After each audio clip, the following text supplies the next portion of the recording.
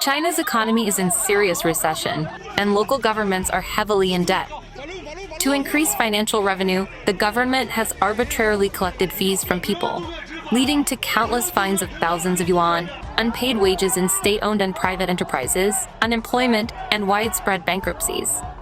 Chinese people are protesting more strongly than ever for their future, and everything seems to be at a turning point for a major change in China.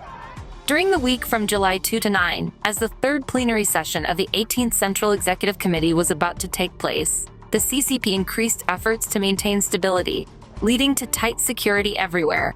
In Beijing, many military armored vehicles appeared, causing a lot of speculation.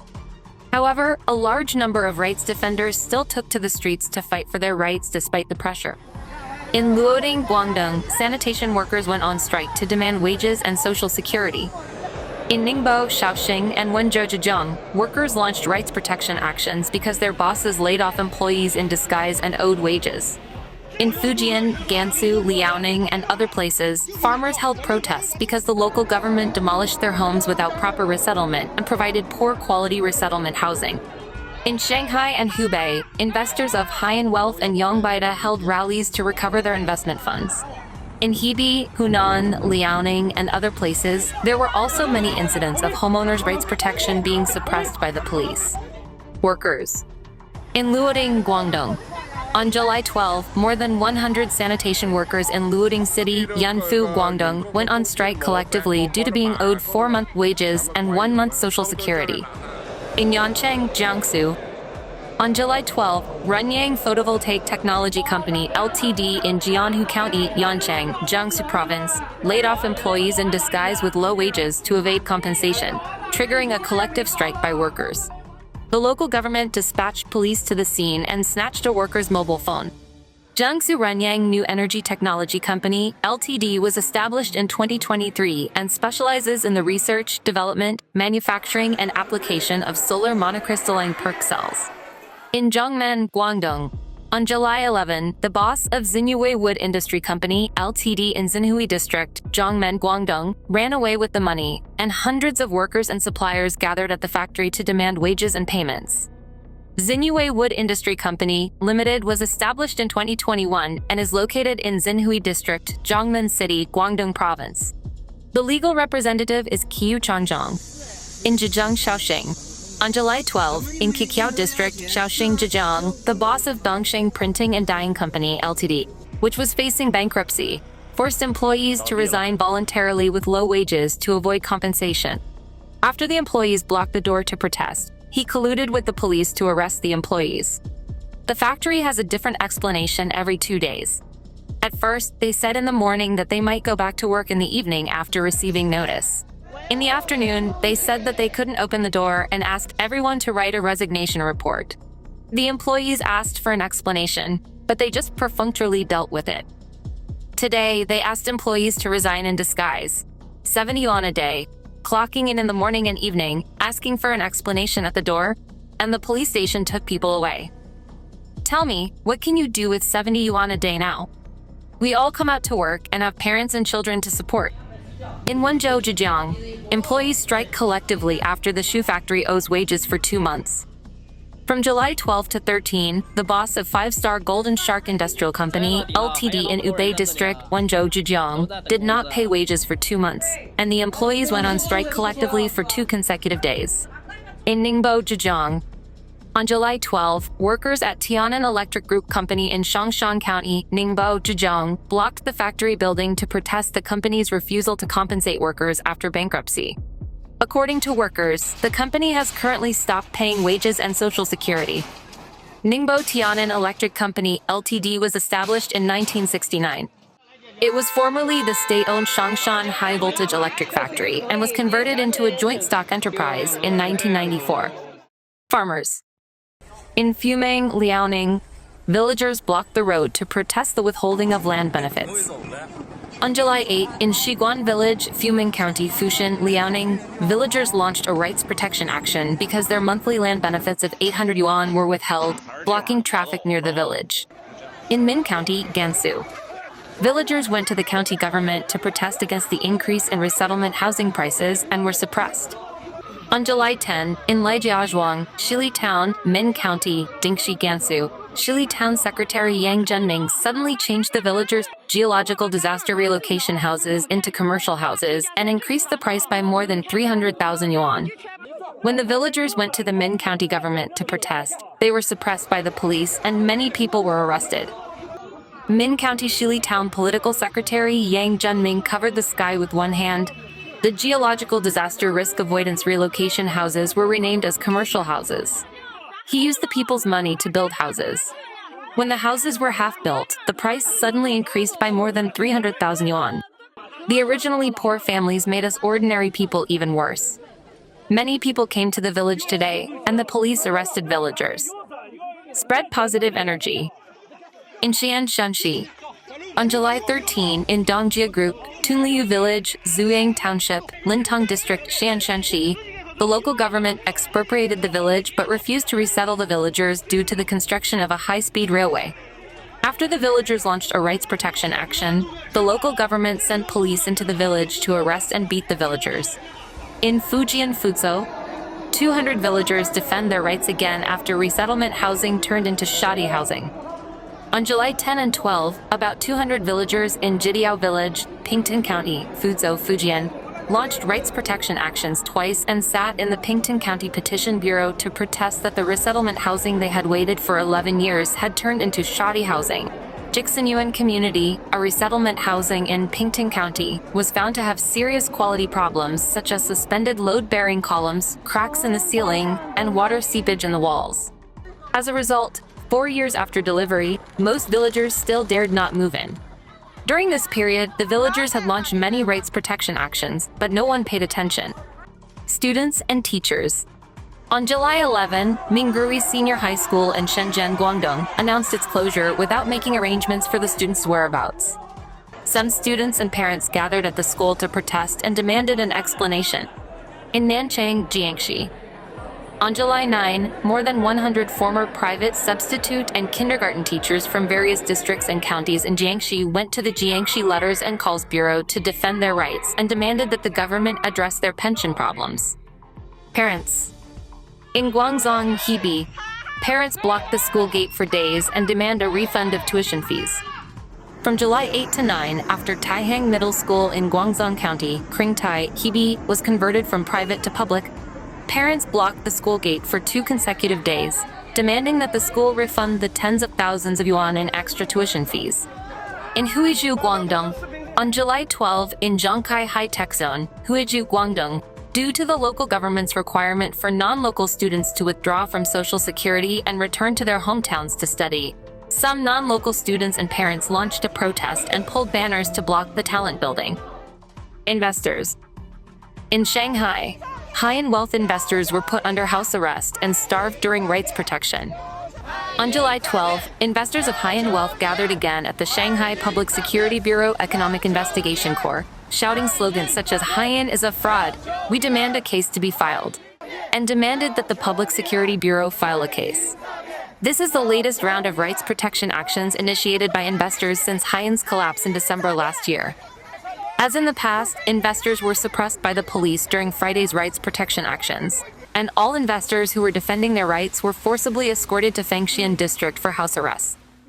During the house arrest, one investor fainted on the spot due to exhaustion caused by the police's refusal to provide food. In Xi'an, Hubei, thousands of direct sales users have been gathering for days to capture the head of Yangbaida. From July 8 to 14, thousands of users of Zhuan Yangbaida in Xi'an, Hubei, gathered in Taixifu community at the Letters and Calls Bureau and other places for a week to capture the head of Yangbaida and ask for their money. On Wednesday and Thursday, Yangbaida users who were defending their rights blocked traffic twice and clashed with the police. Since the direct sales company, which is headquartered in Tianjin and mainly sells in Hubei, went bankrupt, users have launched multiple actions to collect money in both places. Owners. In Hangzhou, Zhejiang, Longhu owners' rights protection suppressed and representatives arrested. On July 9, hundreds of owners of Longhu Tiangsuan City in Hangzhou, Zhejiang, launched a rights protection action and gathered at Ping'an Financial Center to protest against the developer's reduction of standards and specifications. During the protest, the rights-defending owners were suppressed by the police, and at least one rights-defending representative was arrested. In Shenyang, Liaoning, from July 8 to 9 at Shenbai Times Square in Shenyang, Liaoning, the rights-defending owners confronted the police who were demolishing their tents for 2 consecutive days. Due to the unfinished property, the owners of Shenbai Times Square set up tents in early June and have been living and eating in the sales office after many unsuccessful rights protection efforts, which have continued to this day. In Dandong, Liaoning, on July 9 in Dandong, Liaoning, owners of the unfinished country garden Jiangshan Yunzu launched a rights protection action, pulling banners to block the gate of the Jiangxing district government and the traffic in front of the gate. In Changsha, Hunan, owners protested against the developer's collection of parking fees and were suppressed by the police. On July 10, in the Hangda Mingdu community in Wangchang District, Changsha, Hunan, owners were suppressed by a large number of police when they gathered to protest against the developer's collection of parking fees, and many people were arrested. In Tangshan, Hebei, owners' rights protection at the municipal government was suppressed by the police. On July 12, in Xi'an City, Tangshan, Hebei, owners of Xi'an launched a rights protection action to protest against the developer's failure to apply for property certificates for the owners. During the protest, the rights-defending owners were suppressed by the police, and many were beaten and arrested. Beijing Shanghai department stores close in 3 months. Chinese youth scream on streets. In China, the rise in homelessness is evident. People lack basic necessities like a home or even a dream for the future. Surviving each day becomes the primary goal, highlighting the dire situation many face. The economy is in shambles, with businesses struggling and factories closing down. This downturn leads to a decrease in purchasing power and a wave of bankruptcies across various sectors, including retail and real estate.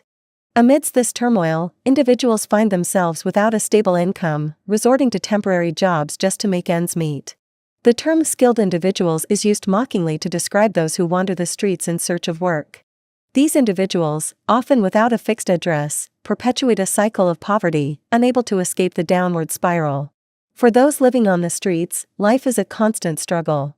They work sporadically, spending what little they earn on basic necessities like food and shelter. Many have been away from their families for years, unable to afford the journey home. They exist in a state of aimless drift, with no plans or dreams for the future. The government's neglect exacerbates the situation, leaving these individuals to fend for themselves. Some have resorted to selling their IDs to obtain loans, further trapping them in a cycle of debt.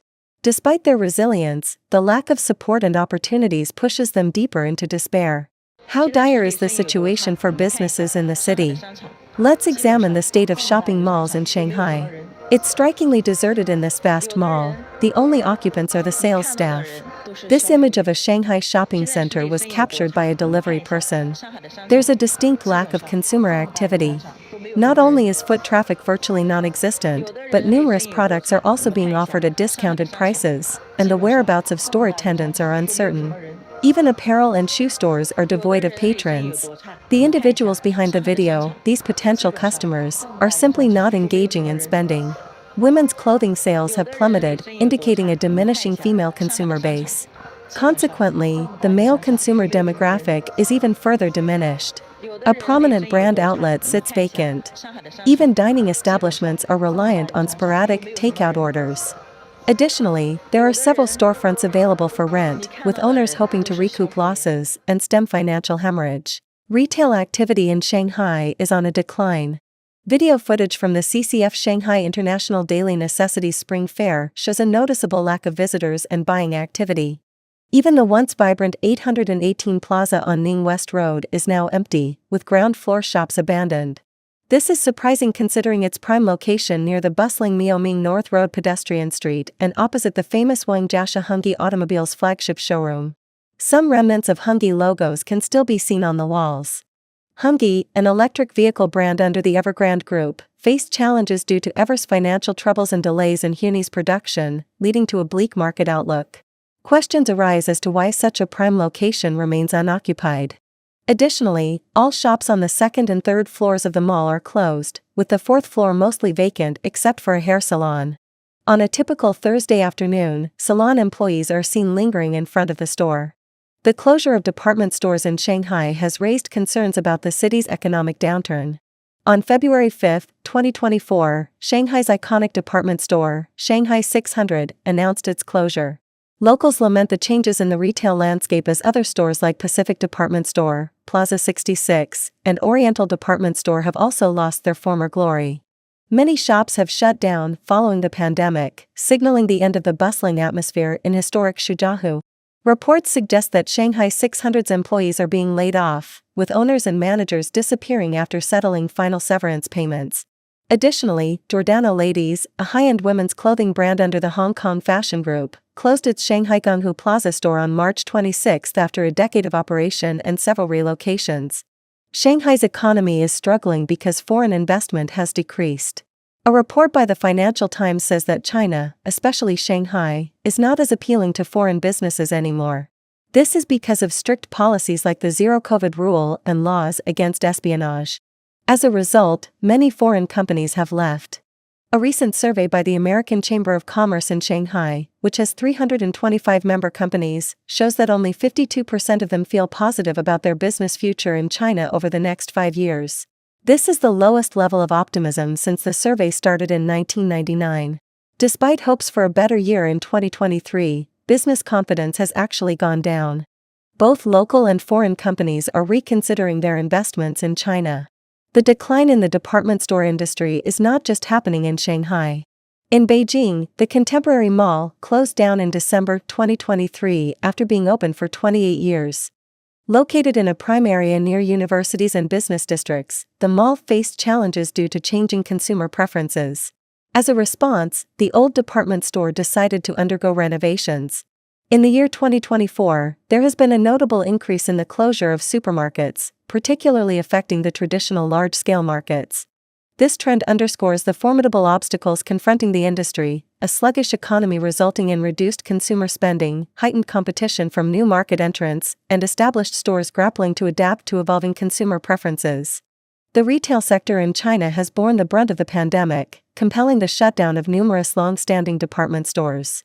In the year 2022 alone, more than 40 department stores ceased operations, with 27 of them having served customers for over a decade. Subsequently, in 2023, over 20 department stores shuttered due to various factors such as lease expirations, management issues, or strategic adjustments. Fast forward to the present, 2024 witnesses the announcement of closure by 10 more long-standing department stores, with 5 closing down entirely and 5 undergoing refurbishments or redevelopment. The primary drivers behind these closures are the expiry of leases and the operational strains experienced by these stores. Adding to the industry's challenges are the formidable presence of e-commerce platforms, presenting a significant obstacle to traditional brick-and-mortar stores. A report issued by China's Central Enterprise CICC in 2024 reveals that a staggering 86.3% of department stores identify insufficient consumer spending as their foremost challenge. Despite an 8.8% increase in overall sales in 2023, nearly 70% of these stores report that foot traffic has yet to return to pre-pandemic levels, largely attributed to the dismal sales performance in 2022 amidst the pandemic-induced economic downturn. The confluence of high unemployment and meager wages further exacerbates the situation, constraining consumer purchasing power. Data from CICC for the year 2022 underscores this predicament, revealing that a majority of the population earns monthly incomes below 5,000 yuan. Economist Zhang Xiaonan highlights the alarming trend of China's dwindling middle class and shrinking wealthy elite, as evidenced by the declining number of billionaires globally and the diminishing wealth of affluent families.